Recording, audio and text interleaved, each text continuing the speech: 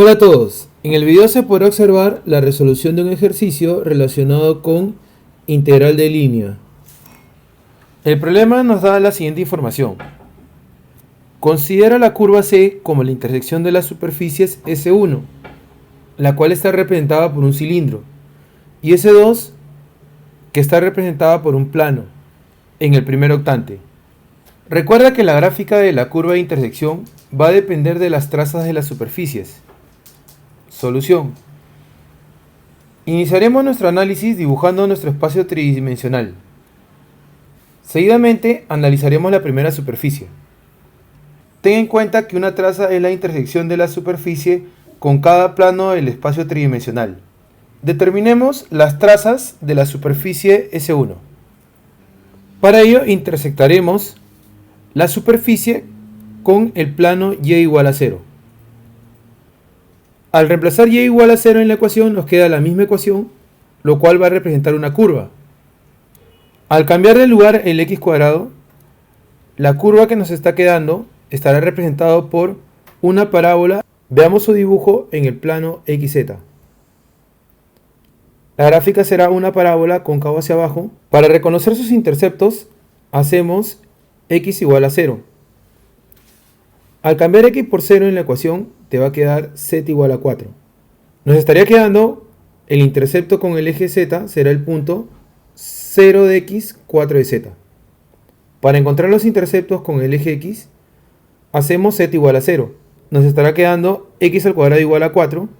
Al resolver la ecuación, nos quedará x igual a 2, x igual a menos 2.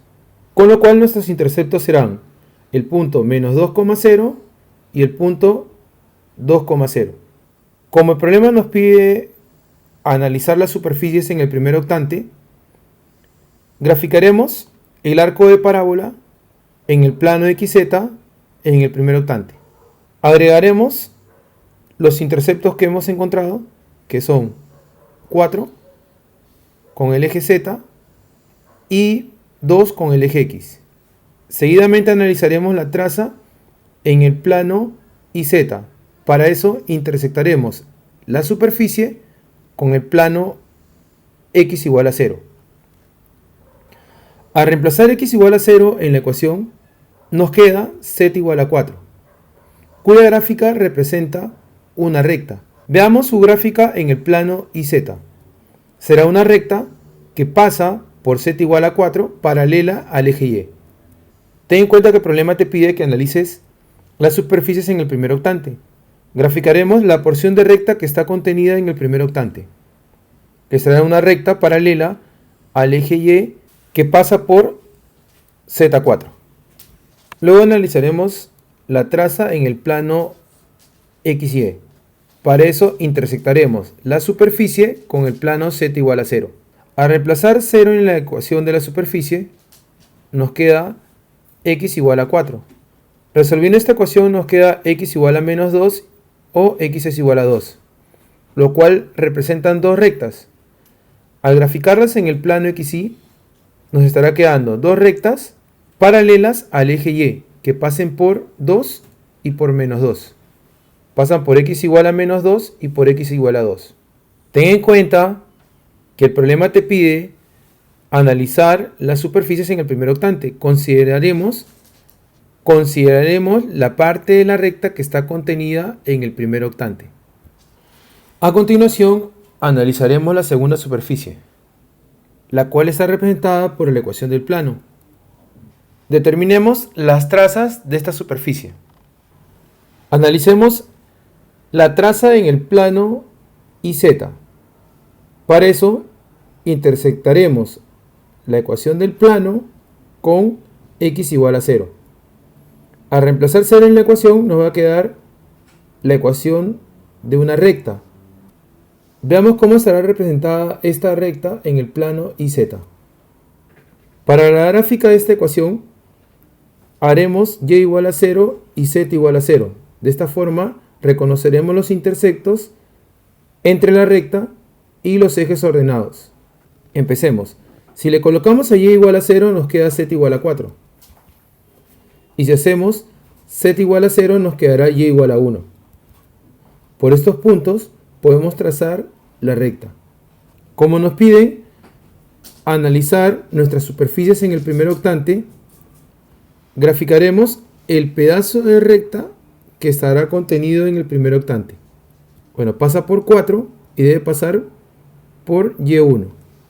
Seguidamente, determinaremos la traza en el plano XY. Para eso, intersectaremos el plano con z igual a 0. Al hacer z igual a 0 en la ecuación, nos queda 4y igual a 4. Simplificas y te va a quedar y igual a 1, cuya gráfica estará representada por una recta. Veamos cómo se representa esta gráfica en el plano XY. Trazamos el plano XY y reconocemos que su gráfica estará representada por una recta paralela al eje X que pasa por el punto y igual a 1. Ten en cuenta que nos piden analizar la superficie en el primer octante. Entonces graficaremos la parte de la recta que está contenida en el primer octante, que es paralela al eje X y que pase por y igual a 1. Deberíamos analizar la traza de esta superficie en el plano XZ, pero no va a ser necesario para este ejercicio específicamente, ya que podemos reconocer rápidamente la curva de intersección entre las dos superficies, a la cual le llamaremos E. A partir de esta curva, el problema nos pide responder ciertas preguntas. Tenemos nuestras dos superficies, una es el cilindro y la otra es el plano. El problema nos dice, si tenemos un alambre delgado que tiene la forma de la curva C, además, si la densidad en cada punto del alambre que ocupa la posición de C es numéricamente igual a la distancia de cualquier punto de C al plano XZ, nos pide determinar la masa del alambre. En nuestro proceso, graficar la curva, indicar los puntos extremos y determinar una función vectorial que defina la curva C. Hasta donde hemos avanzado y hemos graficado la curva C. Nos faltaría determinar los puntos extremos, así como determinar la función vectorial que defina la curva C y determinar la masa del alambre. Determinemos los puntos extremos. A partir de la gráfica de la curva C, podemos determinar los puntos extremos. Tenemos el punto que está sobre el eje Z y tenemos el punto que está en el plano XY.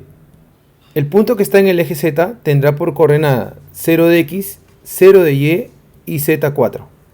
Para el punto que está en el plano XY,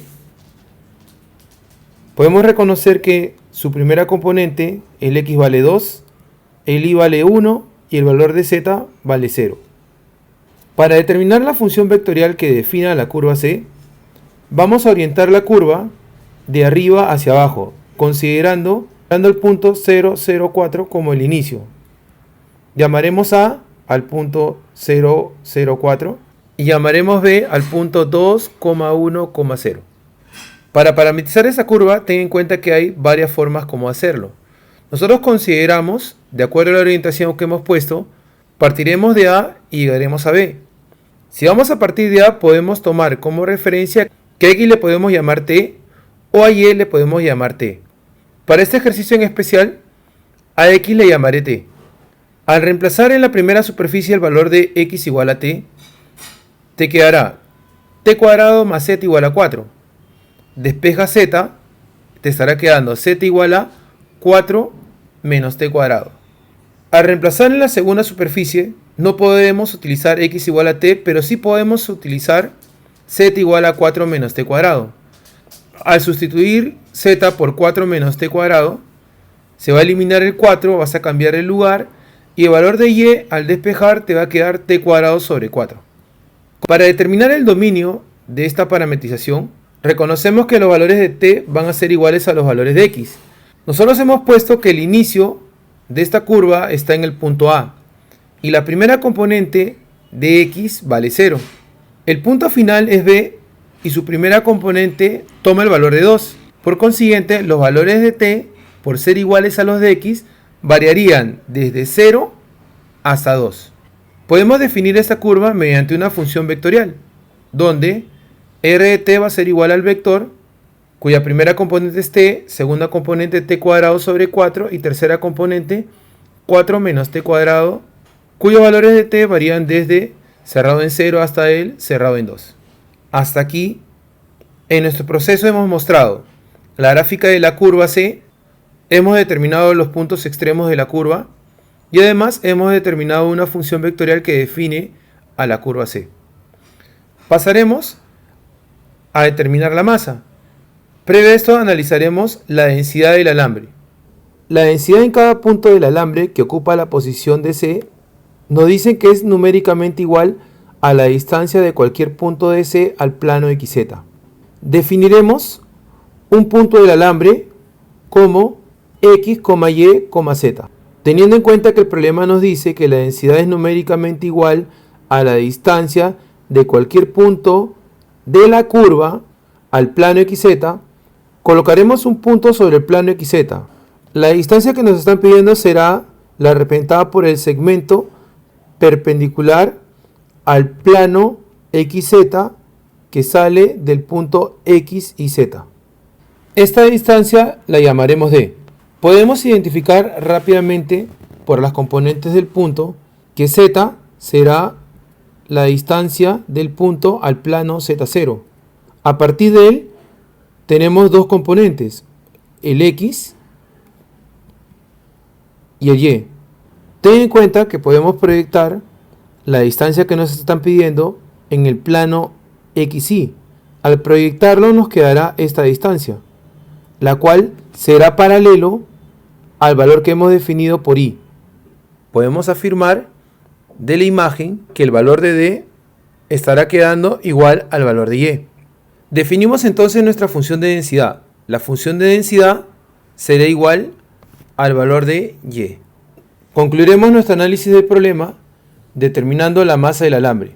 Tenemos la función vectorial que define la curva y la densidad del alambre. Recuerda lo siguiente: para determinar la masa del alambre, esta es igual a la integral de línea de la función de densidad por el ds, que también se puede expresar mediante una fórmula equivalente, la cual es igual a la integral de línea de la función de densidad evaluada en r de t por el módulo de la derivada de la función vectorial por el dt. Luego determinaremos el módulo de la derivada de nuestra función vectorial que define la curva. Para eso derivaremos cada una de las componentes de nuestra función vectorial. Si derivamos la primera componente, derivada de t te va a quedar 1. Derivada de t cuadrado sobre 4, el 2 baja a multiplicar, te estará quedando 2t sobre 4. Al simplificar te quedará t sobre 2. Derivamos la tercera componente. Derivada de 4 es 0, derivada de menos t cuadrado te va a quedar menos 2t. A partir de la derivada de la función vectorial que define la curva, podemos determinar su módulo. Este módulo será igual a la raíz cuadrada de la suma de los cuadrados de sus componentes. Al reemplazar en la fórmula nos estará quedando primera componente al cuadrado, 1 al cuadrado, más t sobre 2 al cuadrado, más menos 2t elevado al cuadrado. Luego le sacas la raíz. Al reducir esta expresión te va a quedar la raíz cuadrada de 1 más 17t cuadrado sobre 4.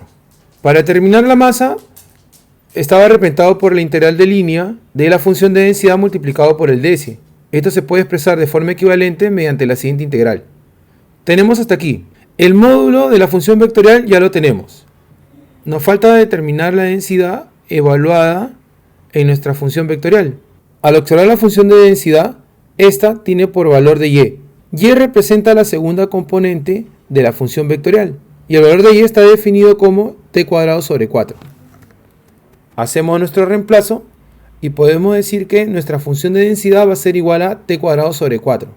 Lo reemplazamos en la fórmula y nuestra integral de línea va a ser igual a la integral que toma los valores de t del dominio de la función vectorial, va de 0 a 2. La función de densidad multiplicado por el módulo de la derivada de la función vectorial por el dt. Al meterlo a la calculadora nos queda 2,176. Finalmente respondemos A la pregunta nos pedían determinar la masa del alambre, la cual será igual a 2,176 unidades de masa.